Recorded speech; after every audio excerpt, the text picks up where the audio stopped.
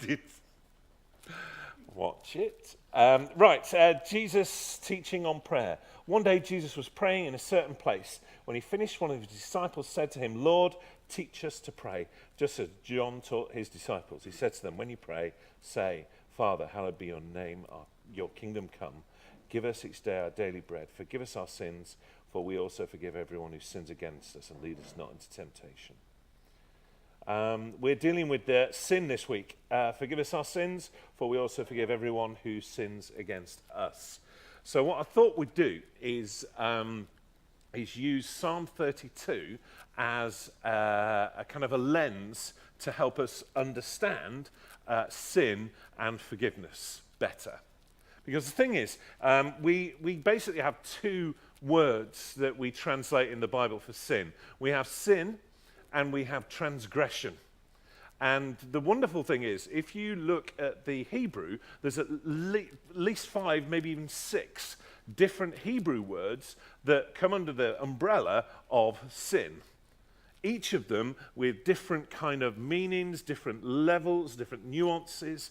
And actually, when we know what those are, that opens up a window for our understanding and for our application. So what we're going to do, that's the reading we're going to look at, and we're going to come back to that right at the end, but we're going to use Psalm 32 to look at sin. Because I think we oversimplify sin. Sin is just sin. It's transgression, if you want to use an old word, but I sin, I've done something wrong. And that's kind of about it.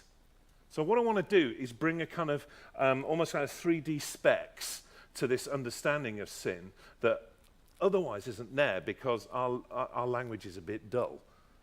And actually, when you look at the levels in the Hebrew for sin, it really kind of opens a door on sin. Wrong phrase. It opens a door of understanding on sin that I think can minister to us quite in amazing ways. And I think part of tonight, what we're going to do this bit of teaching, then we're going to have a time of prayer, and we're going to wait on God to see if this application, this way of understanding sin, can actually minister to us. Okay? So that's what we're going to do. So keep your finger in page 1042 and flick all the way back to Psalm 32.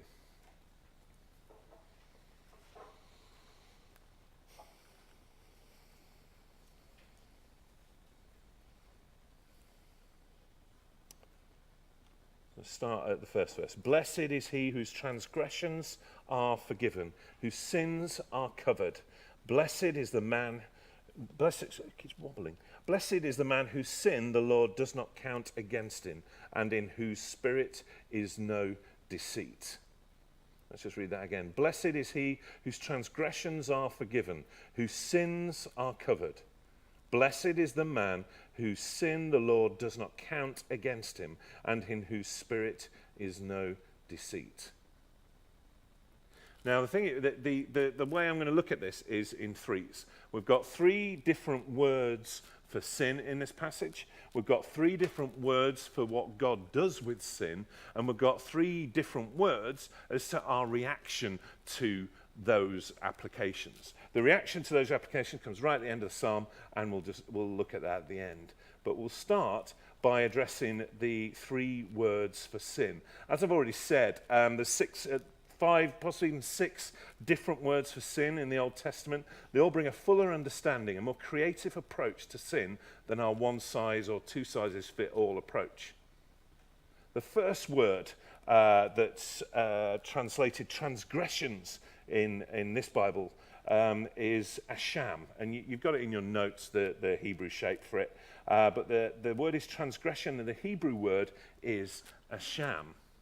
Now, it's not that they just translate it sin, but actually there's levels of meaning in there that can help us in our understanding of what that sin means. Now, asham is an archery term. And if you can imagine I've ever done archery, and we did it once when we were in France. I was rubbish at it. And you always think you're aiming at the thing you want to hit. But invariably, mine went flying over the actual board you're aiming for, nowhere near it. And that's where that concept of sin, of asham, comes in. The idea that you're aiming to do something. You're aiming for the dartboard. Dartboard. You're aiming for the archery board in the distance.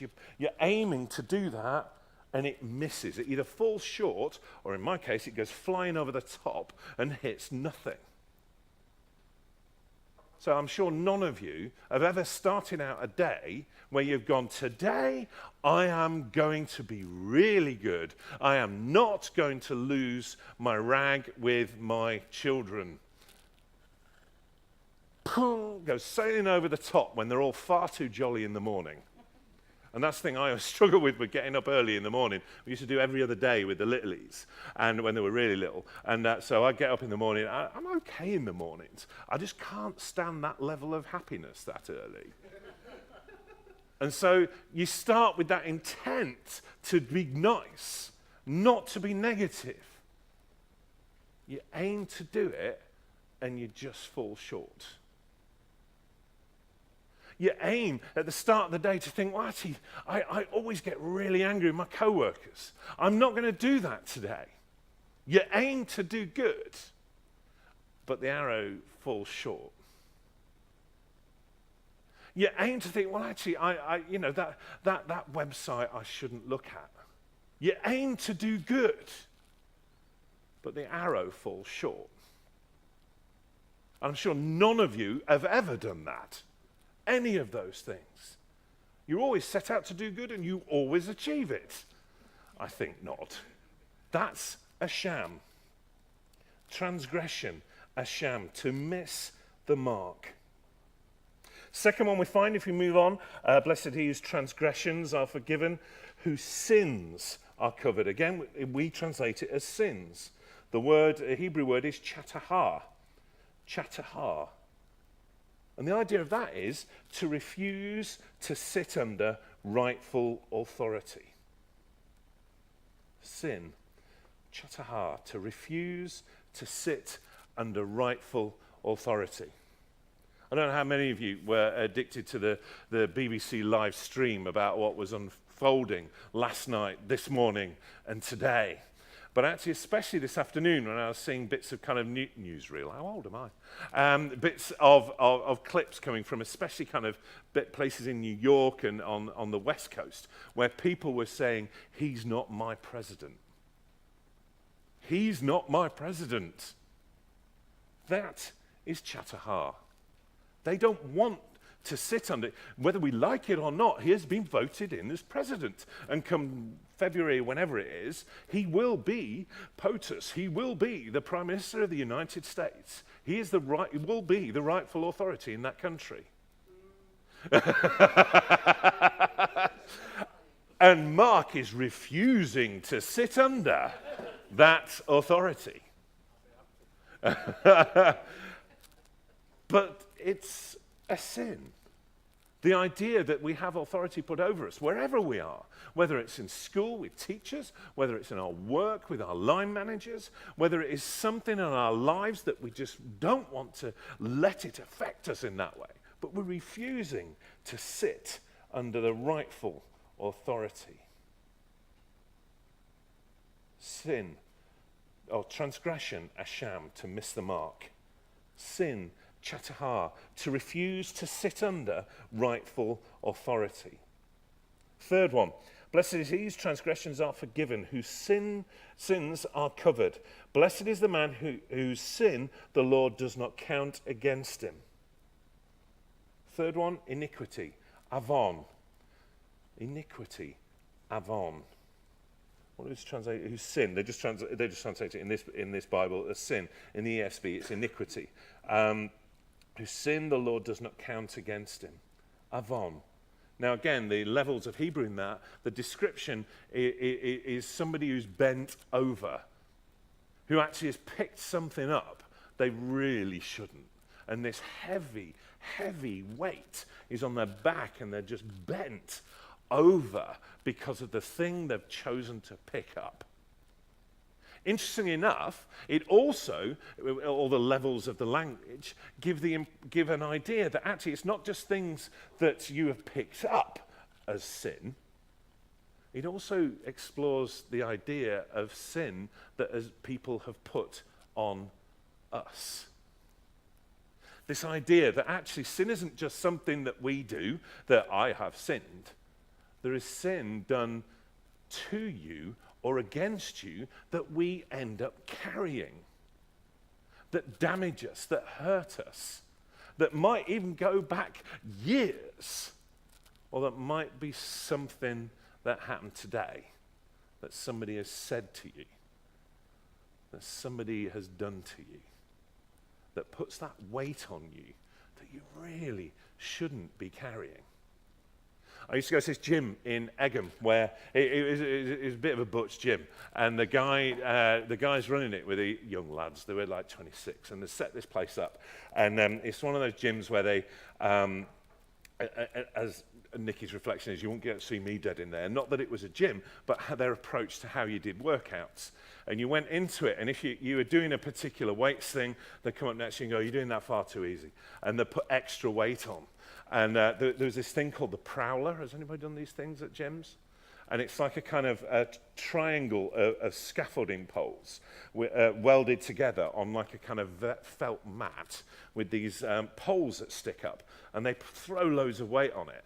And you've got to push it from about that table there to probably the sound desk. You push it along this felt mat, come around the other side, and the handles are lower on the other side. And you've got to push it back, and you've got to keep pushing it and pushing it and pushing it. And when he found out it was my birthday, and he went, "Oh yeah, 45, you've got to do it 45 times." And this thing, and I was absolutely exhausted halfway through.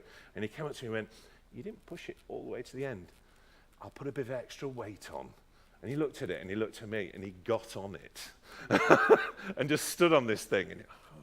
And, but anyway, but one of the exercises that he got lots of people doing was lying down on this bench, and you've got you've got a bench press, so it's just kind of the weights. And if you imagine me lying down, and you just push the weights like that, but he'd attach these really big, fat, heavy chains that then kind of dangled down to the floor into this big pile that you kind of lay in the middle of.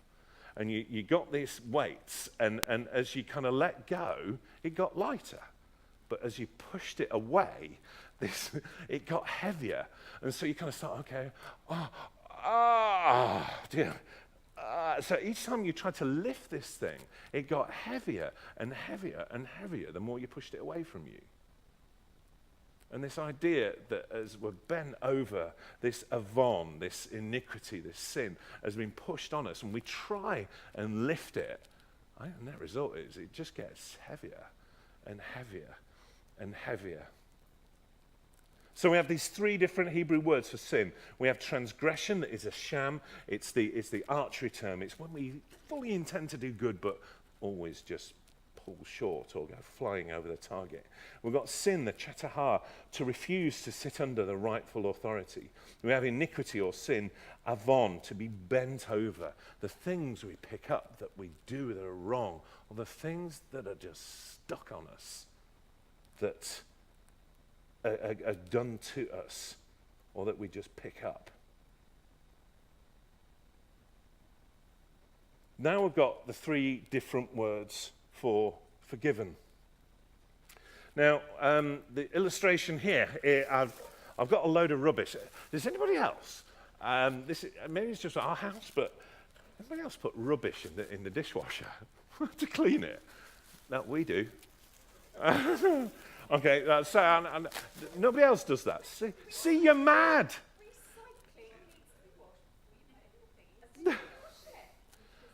So it's you and Glynis, you're mad. Empty cartons in the dishwasher. Okay,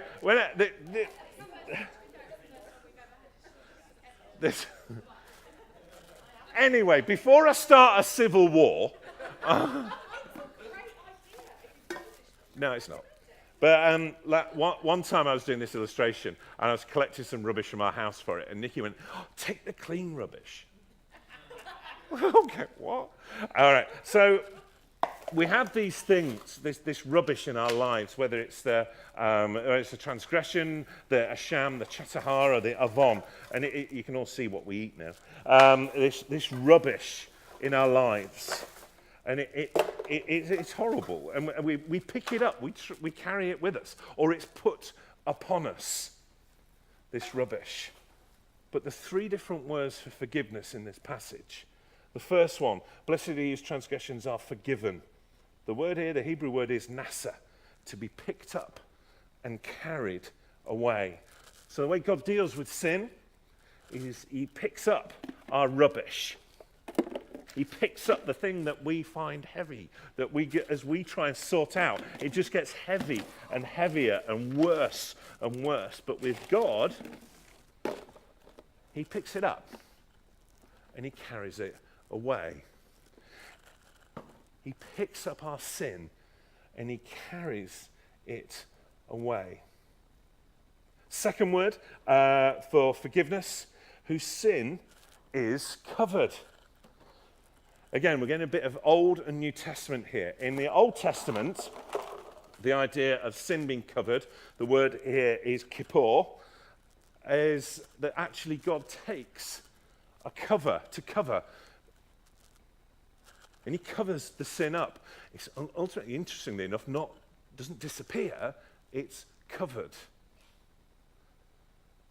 Kippur. Yom Kippur. The link there being, anybody know what Kippur means? Say again? Atonement, it means cover. Okay, as in the kippur on the head is covers. All right, the root word is to cover. It's covered over. Or the kippuret, which is the covering for the tabernacle, the holy of holies. No, the kippuret is the place of forgiveness, the tabernacle, the holy of holies. So we have the three different sins. We have the three different ways of dealing it. Forgiven, nasa, to be picked up and carried away. To be covered, kippur, to be covered over. Or the final one, does not count against. Blessed is the man whose sin the Lord does not count against him. It's an accounting term. It's the columns where he says with wonderful insight into the accounting practices, looking at Andy and Samuel going, yeah, you know nothing. Yeah, I do know nothing. When it comes to accounting. But the idea that actually the columns have got to add up. And actually, God doesn't count them against you. So, transgression, asham, to miss the mark. Sin, chatahar, to refuse to sit under the rightful authority. Iniquity, avon, to be bent over, to be crooked. But to be forgiven, nasa, to be picked up and carried away. Covered, kippur, to be covered over. Or does not count against, hashab, the accounting term. So to have these kind of elongated definitions, these very kind of evocative explanations of what these Hebrew words are saying, we could do a wider translation of those verses. So we could say, blessed is the one who aims to do one thing and misses the mark, because God will pick up their sins and carry them away. Blessed are those who refuse to sit under the rightful authority of God, because those sins will be covered over. Blessed is the one who is bent over and crooked, because God doesn't count those sins against them. From an Old Testament perspective, sin is never really dealt with finally. It takes another sacrifice, a day of atonement, that God's forgives in the Old Testament, but the sacrifices have to continue. In the passage in Hebrews 9 and 10, you get this kind of this rhythm almost, this chant idea that the priest is continually serving in the temple, day and night. There are no seats in the temple because the job cannot be finished, because sin is a continual thing, offering sacrifices on and on, because sin can never be dealt with until, then you crack into Hebrews 10, until that day when Jesus died for us. The job is finished. The sacrifices are not needed anymore. And he sits down at the right hand of the Father because the job is done. And every priest stands daily in the service, offering repeatedly the same sacrifices, which can never take away the sins. But when Christ had offered for all time a single sacrifice for sins, he sat down at the right hand of God. So you get both different sides, the Old Testament, the continual sacrifices of having to deal with it. If you look into some of the church history, the Jewish history of the Old Testament and the descriptions of what went on the Day of Atonement, you get these kind of very graphic images of the river coming out from under the temple that ran blood red during the week of the Day of Atonement because of the numbers of sacrifices that was being done in the temple. That's what the river of life is that's described in the New Testament. It's not the river of life, the Jordan. It's the river that comes out of the temple because that's a sign that sins are being forgiven. Continually, you get this theme of sacrifice throughout the Old and the New Testament, but its pinnacle is found in Hebrews, and it's foreshadowed and hinted at in the Lord's Prayer. This idea that God forgives our sins when we call upon him. Forgive us our sins, for we also forgive everyone who sins against us. When we aim to do the right thing, but we fail. When we pick up the sins and we try and solve it ourselves. When we won't sit under the rightful authority. When we're put on, when we're abused, when we're insulted, when we're offended, the sins done to us that we carry, God forgives those. He picks them up. He carries them away. He covers them over and they disappear. He doesn't count them against us. This is the God that we worship. Just to bring it to a finish, Corrie ten Boom said that Jesus picks up our sins. He casts them into the deepest sea and puts up a sign, no fishing. Which means we don't trawl up ours or other people's forgiven sin. It's dealt with. It's done. It's gone. No fishing. Problem is, I think all of us have these mental tape recorders in our heads that when things in our lives are not going too well, the tape starts playing of sins in our lives, of things that we do, of things that we miss, the intent to be good but we fall short, or probably for this day and age more so than any other, the sins that are done to us, and they play in our heads. The wonderful thing is that this Psalm 32, you read Luke chapter 11 and the Hebrews 9 and 10, all three of those verses come together and go, the tape's blank. The tape's blank. And that when it comes that day when we get taken up into the presence of God, we can walk in. We can walk in because we've been given white robes, as Steve was talking about this weekend. These robes that he's clothed us in, the sins have been forgotten, and we can go into the presence of God welcome.